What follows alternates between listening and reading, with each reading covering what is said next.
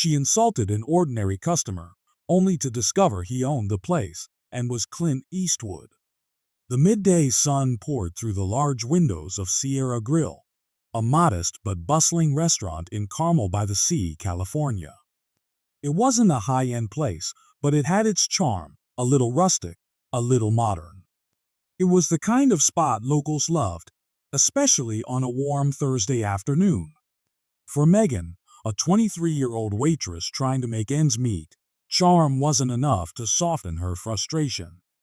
Her shift had been chaos since the moment she clocked in. "Table 7 needs extra dressing," called a fellow server. Megan didn't even glance up as she scribbled the latest order onto her notepad. Her ponytail swayed as she rushed between tables, juggling complaints about undercooked steaks, split checks, and forgotten drink orders. To top it all off, she dealt with 3 rude customers in the past hour, each leaving her with nothing but a few coins as a tip. By the time a man in his 80s strolled in and quietly took a seat at a corner table, Megan was already on edge. He looked like someone who didn't care much for appearances. A slightly wrinkled flannel shirt, faded jeans, and a well-worn Stetson resting on the table. His boots looked like they'd seen decades of dirt roads. Megan gave him a quick once-over, her lips curling into a faint smirk. "Great," she muttered under her breath. "Another one who's probably going to order a coffee and leave me $1. But she couldn't avoid him forever. Her coworker nudged her, whispering, "You've got table 12. Megan sighed and grabbed her notepad, pasting on her practiced smile as she approached. "What can I get you today?" she asked, her tone teetering on impatience. The man looked up, his sharp eyes scanning her face for a moment. There was something strikingly familiar about him, but Megan couldn't quite place it. "Just a burger," he said calmly. His voice was low and gravelly, carrying a weight that seemed to command respect.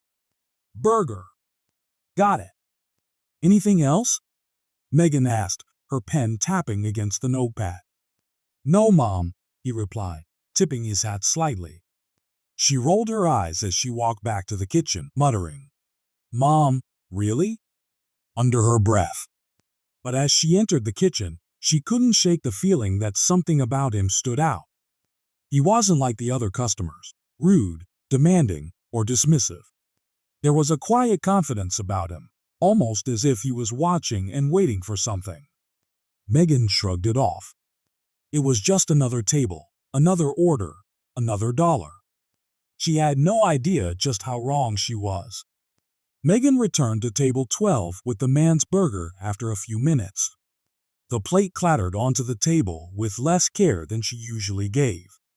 She was running on fumes, her smile more forced than ever. The man didn't seem to notice, or if he did, he didn't let it show. "Here you go," Megan said, brushing a strand of hair from her face as she placed the ketchup bottle next to his plate.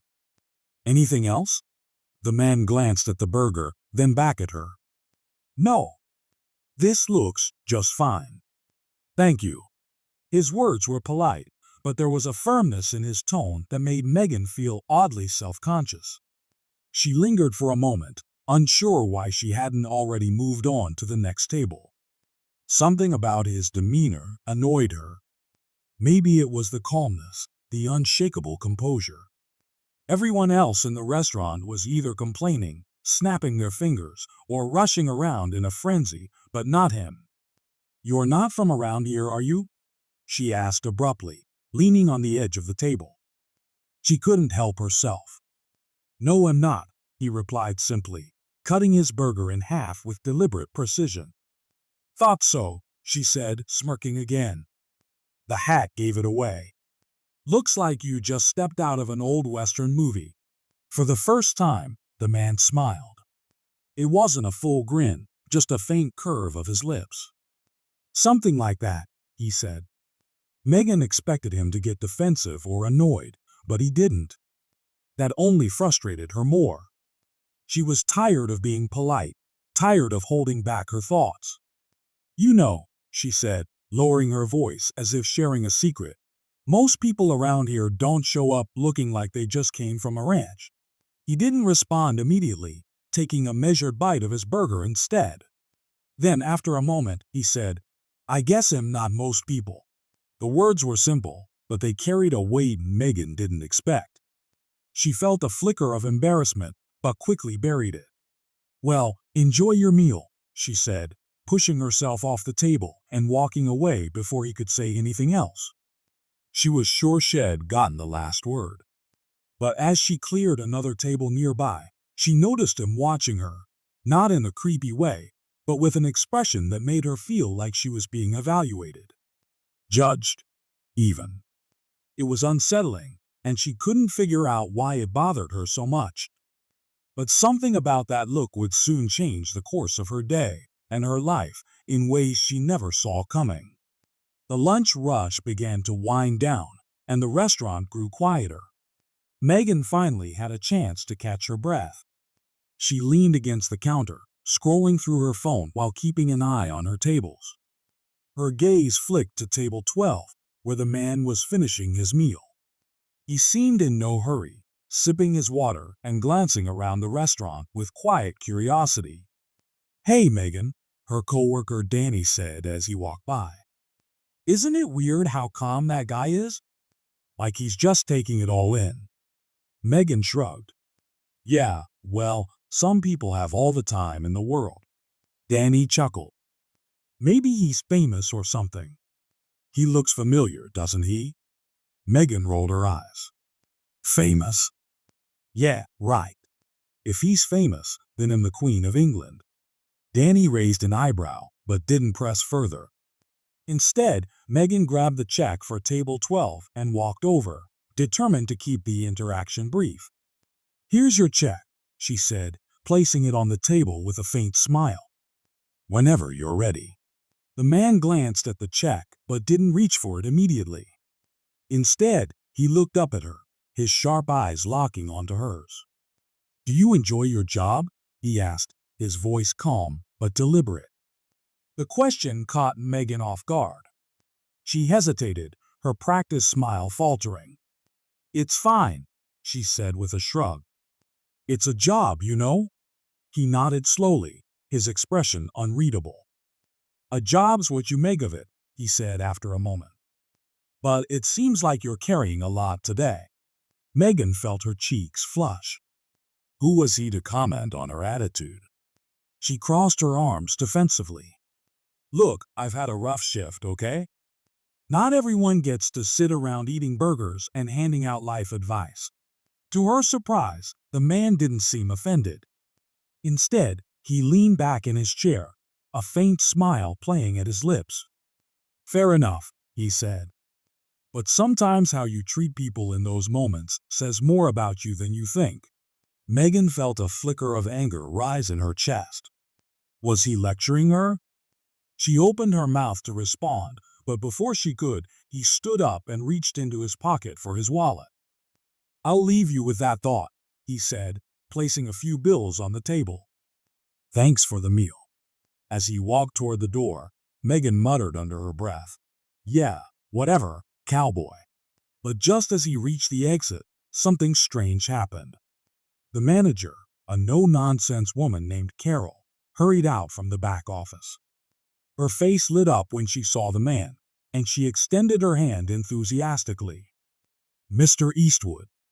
"I wasn't expecting you today," Carol said, her voice filled with respect. Megan froze. Her stomach dropped as she replayed the name in her head. Eastwood. Clint Eastwood. She whipped her head toward the door, her eyes widening as she saw him turn back briefly to shake Carol's hand. His eyes caught hers for just a moment, a knowing look passing between them before he walked out the door.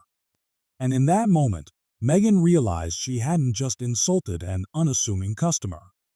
She had insulted the owner of the restaurant. Megan stood frozen in place, her notepad clutched tightly in her hand.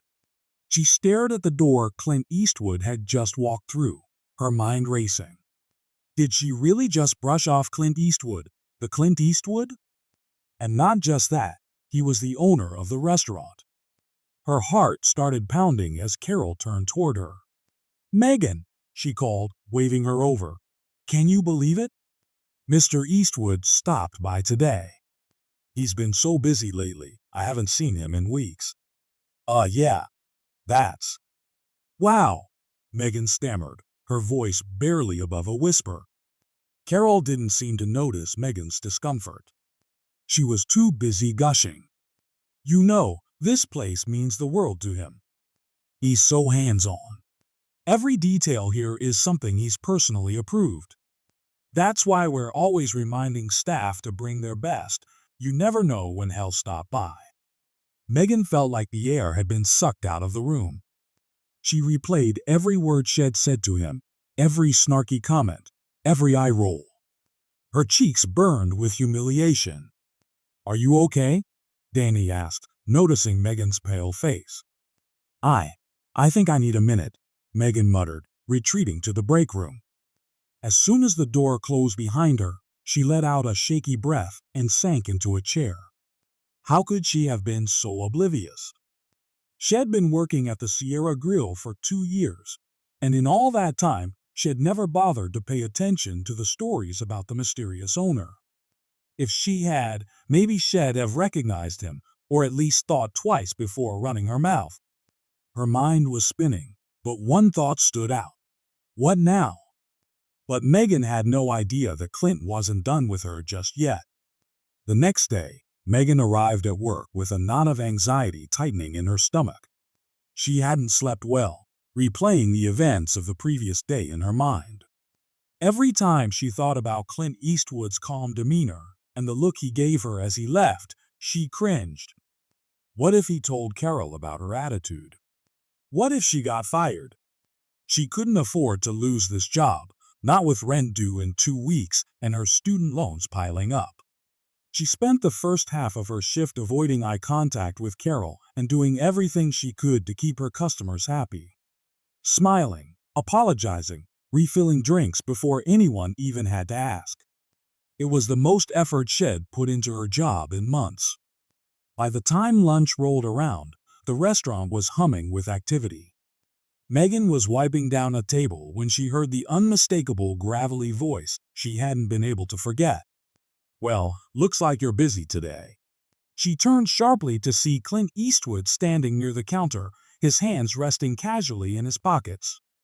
He was dressed much the same as the day before, but this time his presence felt even more commanding. Her heart sank. She forced a nervous smile, trying to think of what to say. Mr. Eastwood, hi. I didn't know you'd be back so soon. He tilted his head slightly, his expression unreadable.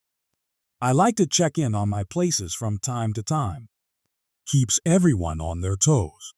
Megan swallowed hard, her palms sweaty. Right, well, everything's running great today. He gave a small nod, then glanced around the restaurant. I see that. But you seem a little tense. She froze. Of course, he noticed. He probably noticed everything. About yesterday. He held up a hand, stopping her mid-sentence. No need to apologize, he said calmly. I'm not here to make your life harder. She blinked, caught off guard by his response. You're not? No, he said, his voice steady. But I do think there's a lesson here. You never know who you're talking to or what they might be going through. A little kindness goes a long way. Megan's throat tightened. She didn't know how to respond, so she just nodded, feeling a lump form in her chest. Look, I've had bad days too, Clint continued, his tone softening. But the way you handle those days says a lot about who you are. And trust me, people notice. She could feel her face turning red. His words weren't harsh, but they hit harder than any scolding ever could. He wasn't trying to embarrass her, he was trying to teach her something. Thank you, she said quietly, her voice barely above a whisper. I mean it. He gave her a small smile. You're welcome. Just remember, every interaction's an opportunity. Use it well. With that, he tipped his hat and walked out, leaving Megan standing there, overwhelmed with a mix of emotions. And for the first time in a long time, she felt a spark of something she hadn't expected, the desire to be better. Over the next few weeks, Megan couldn't shake Clint's words. They replayed in her mind every time she stepped onto the restaurant floor. Every interaction's an opportunity. Use it well. At first, she didn't know how to start making changes.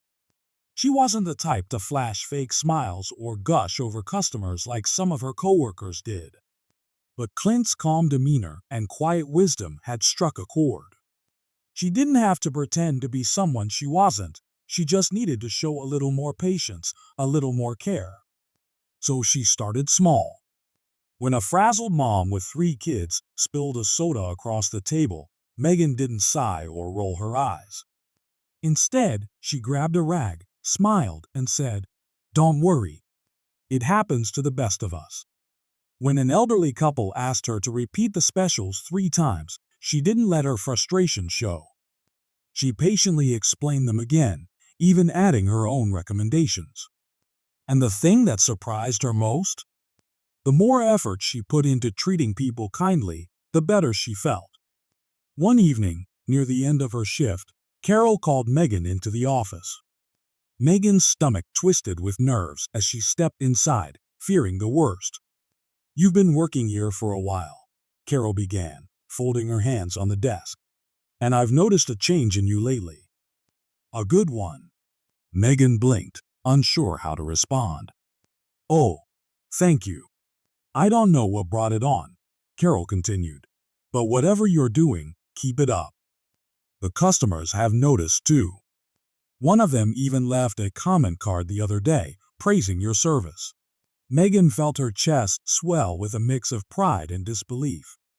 She hadn't expected anyone to notice her efforts, let alone acknowledge them. As she left the office, a smile tugged at her lips.